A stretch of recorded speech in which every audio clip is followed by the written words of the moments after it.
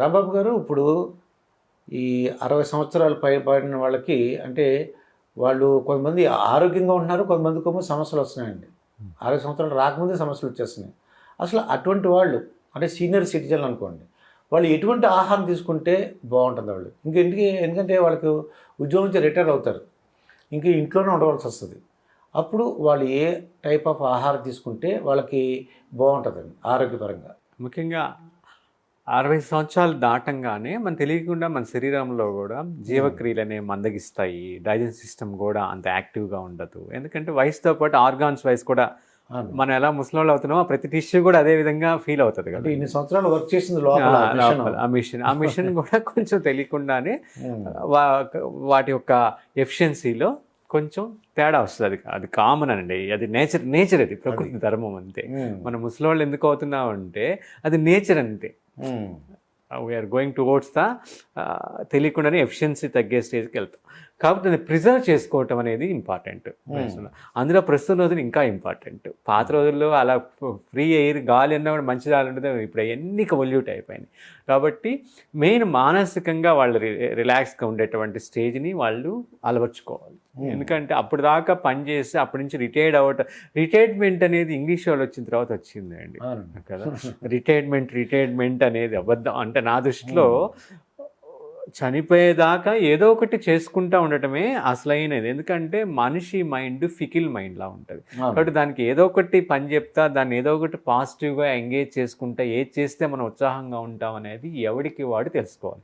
ప్రస్తుతం రోజుల్లో ఈ యొక్క గజిబిజి గందరగోళం ఉన్నటువంటి గ్లోబలైజేషన్ కానీ లేకపోతే ఏదో ఒక దాంట్లో ఏదో వాట్ ఎవర్ మై రీజన్ మనతో మనం జీవించడం మర్చిపోయాం, మనని మనం కోల్పోయాం. అవునండి కదా.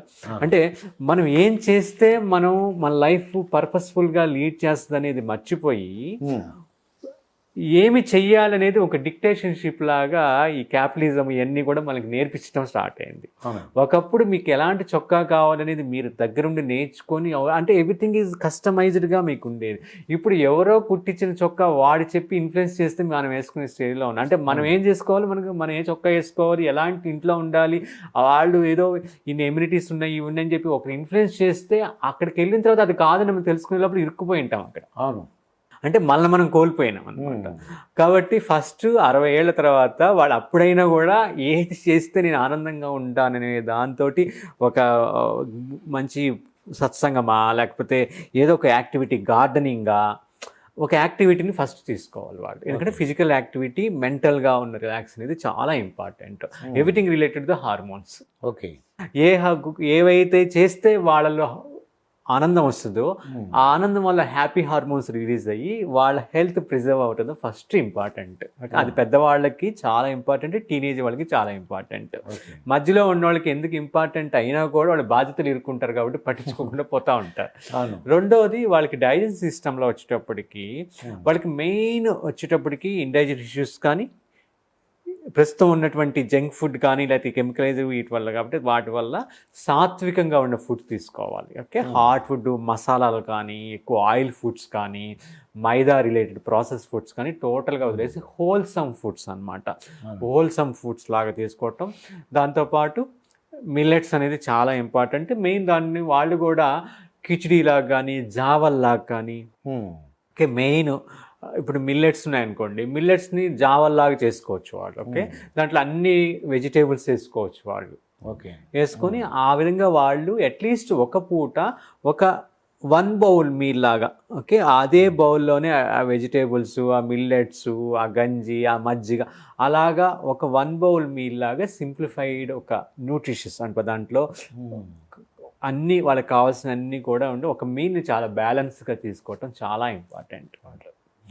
అదే కాకుండా రాత్రిపూట త్వరగా పండుకోవటం చాలా ఇంపార్టెంట్.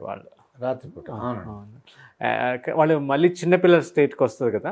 ఎందుకంటే వాళ్ళల్లో బాడీ ఎఫిషియెంట్గా పనిచేయాలంటే వాళ్ళకి నిద్ర కూడా అంతే ఉండాలి.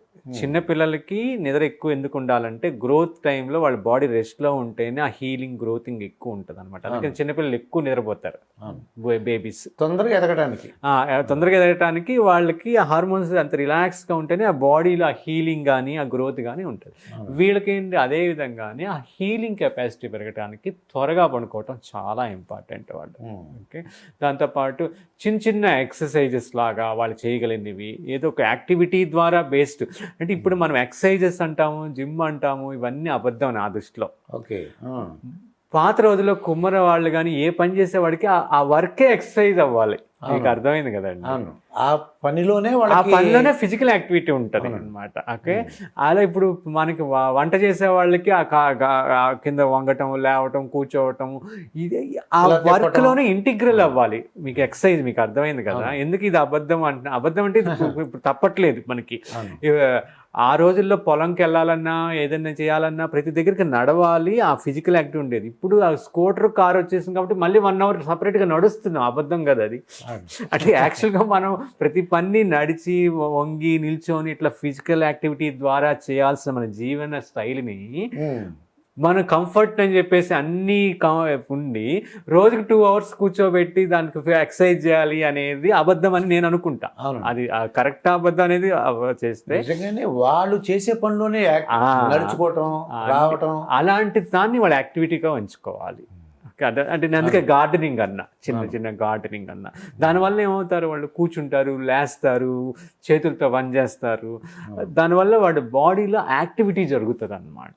ఓకే, సపరేట్గా దానికంటూ ఒకటి పెట్టుకొని కండిషనింగ్ చేసే బదులు వాళ్ళు చేసే యాక్టివిటీయే వాళ్ళకి ఫిజికల్ యాక్టివిటీ, వాళ్ళకి మానసిక ఉల్లాసం ఇస్తూ ఉండి ప్రాపర్ రెస్ట్ తీసుకొని ఫుడ్లో కూడా మసాలాలు టోటల్గా సాత్వికంగా తీసుకోవాలి పెద్ద 60 ఏళ్ళు దాటిన తర్వాత అనమాట. అది కాకుండా కాల్షియం, వాళ్ళకి ఈ బోన్లో కాల్షియం డెఫిషియన్సీ వస్తుంది, ఆర్థరైటిస్ వస్తుంది. కాబట్టి అలాంటి వాళ్ళు ఖచ్చితంగా రాగి కానీ ఇట్లా మిల్లెట్స్ జావలా కాసుకొని తీసుకోవటము, కాల్షియం రిచ్ ఫుడ్స్ తీసుకోవటము, ఒక మంచి ప్రోటీన్ ఫుడ్, కార్బోహైడ్రేట్స్ని తగ్గించేసేసి కార్బోహైడ్రేట్స్ని ఆల్మోస్ట్ తగ్గించి గ్రెయిన్స్ ఫుడ్ని కొంచెం మినిమైజ్ చేసి ఇట్లా బాగా వాళ్ళకి న్యూట్రిషియస్ ఉండే ఫుడ్స్ తీసుకోవటం చాలా మంచిది అనమాట. అలాంటివి తీసుకోవటము ఎక్కువ చిన్నపిల్లలు కానీ పెద్దవాళ్ళు కానీ స్మూతీస్ లాగా ఇప్పుడు ప్రస్తుతం ఈజీగా ఏ స్మూతీస్ అనమాట. తొందరగా డైజెషన్ అవుతాయి. అది కూడా అంతా ప్లాంట్ బేస్డే ఉండాలి. స్మూతీస్లో చాలా మంది మిల్క్ వేసుకుంటారు. మిల్క్ అనేది మిల్క్ ఏంటి, డైరీ ప్రోడక్ట్. వెజిటేబుల్స్, ఫ్రూట్స్ అనేవి ప్లాంట్ బేస్డ్ అనమాట. ప్లాంట్ బేస్డ్ ఈజీగా డైజెస్ట్ అవుతాయి సాత్వికంగా. దానికి డైరీ ప్రోడక్ట్ చేయగానే 2 మిక్స్ అయ్యి కాంబినేషనే అసలు టోటల్గా విరుద్ధంగా ఉండి డైజెషన్ ఇష్యూస్ వస్తాయి. కావాలి మిల్క్ వేసుకోవాలంటే కొబ్బరి పాలు కానీ నువ్వుల పాలు కానీ అలా వేసుకొని కొంచెం అరటిపండు, కొబ్బరి పాలు, కొంచెం డేట్స్, నానబెట్టిన డేట్స్, కొంచెం చియా సీడ్స్, ఫ్లాక్స్ సీడ్స్ ఇవన్నీ వేసుకొని ఒక స్మూతీ బౌల్ అనమాట. ఓకే, సాయంత్రం పూట నేను అన్నట్టు 1 bowl మీల్ వెజిటేబుల్స్, మిల్లెట్స్ తింటా, పొద్దున ఒక స్మూతీ లాగా చేసుకొని ఫుల్గా తింటే వాళ్ళకి ఆ సాత్వికంగా వాళ్ళకి కావాల్సిన మైక్రోన్యూట్రియంట్స్ వస్తాయి. ఆ ఫిజికల్ యాక్టివిటీ, మంచి మైండ్ ఎంగేజ్ అయ్యేటువంటి యాక్టివిటీస్లో వెళ్ళి వాళ్ళ లైఫ్ని పీస్ఫుల్గా, హ్యాపీగా, ఒక పర్పస్ఫుల్గా లీడ్ చేసేటువంటిదే. అంటే ఫుడ్ ఒక్కటే కాన్సన్ట్రేట్ చేయకూడదండి. మీకు అర్థమేం కదా. ఫుడ్తో పాటు ఆ ఫుడ్ డైజెస్ట్ అవ్వడానికి ప్రాపర్ ఫిజికల్ యాక్టివిటీ ఉన్నటువంటి, మెంటల్గా వాళ్ళు పాజిటివ్గా ఉండేటువంటి యాక్టివిటీతో పాటు ఫుడ్స్ని సాత్వికంగా తీసుకోవటం 60 సంవత్సరాల తర్వాత వాళ్ళకి చాలా ఇంపార్టెంట్. అయితే వీళ్ళు ఏం చేస్తుంటారంటే, ఎక్కువగా నేను అబ్జర్వ్ చేశాను, మా ఫ్రెండ్స్ వాళ్ళు ఉన్నారనమాట. వాళ్ళు ఏమంటుంటారంటే, మా అబ్బాయి ఇంకా స్టేట్ అవ్వలేదు, మా అమ్మాయికి పెళ్ళి ఇంకా అవ్వలేదు, లేకపోతే మా మనవాళ్ళ గురించి, ఈ కోడళ్ళ గురించి ఆలోచిస్తుంటారండి. నిద్రపోరు, సరే నిద్రపోరండి, మానసిక ఆందోళనగా ఉంటుంటున్నారు. ఎందుకంటే అండి, ఒకప్పుడు ఉమ్మడి ఫ్యామిలీలో 3 తరాలు ఉంటాయి కదా. ఉమ్మడి తరాల్లో 3 తరాలు కలిసి ఉండేవి. అంటే ఆ 3 తరాలు కలిసి ఉన్నందువల్ల ఆ ఇంట్లో ఏంటంటే పుట్టిన బిడ్డ దగ్గర నుంచి చనిపోయే ముసలికి ప్రతిదానికి సొల్యూషన్ ఉంటుంది ఆ ఇంట్లో.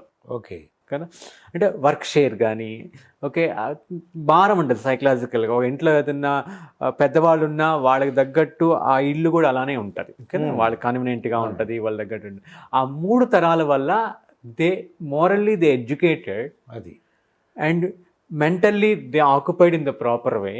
ఏదైనా సమస్య వచ్చినప్పుడు వీళ్ళలో అన్ని కూర్చొని సమస్య ఉంటుంది. ఇప్పుడు సమస్యలు ఎందుకు వస్తున్నాయి అంటే అండి, ఇన్ఫర్మేషన్ ఎక్కువైపోయిన తర్వాత మెంటల్గా టోటల్గా ఎక్కువ నాలెడ్జ్ లాగా ఎక్కువ ఇన్ఫర్మేషన్ తీసుకొని ఆ ఇన్ఫర్మేషన్తో నాకు అన్నీ తెలుసు అని ఎవరికి వాడు ఉండే. పాత రోజుల్లో ఇన్నోసెన్సీ తోటి వాళ్ళకి ఇన్ఫర్మేషన్ పక్క ఊర్లో జరిగింది కూడా వాళ్ళకి తెలియదు.